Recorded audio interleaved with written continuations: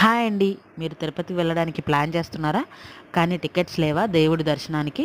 అయితే ఇలా ట్రై చేయండి. చాలా సింపుల్ అండి, ఈజీ.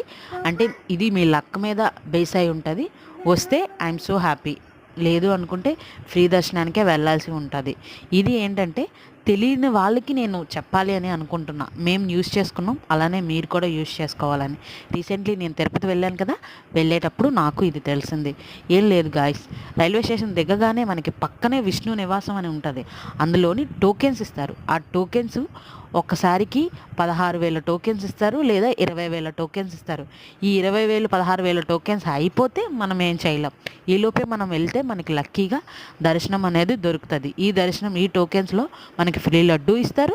అలానే మన దర్శనం కూడా 4-5 గంటల్లో అయిపోతుంది. దీనికి ఏమీ అవసరం లేదు, మన ఆధార్ కార్డు ఒక్కటి ఉంటే సరిపోతుంది. ఇది ఫ్రెండ్స్ వీడియో. ఈ వీడియో నచ్చిందా? నచ్చితే లైక్ చేయండి, షేర్ చేయండి, సబ్స్క్రైబ్ చేసుకోండి నా ఛానల్.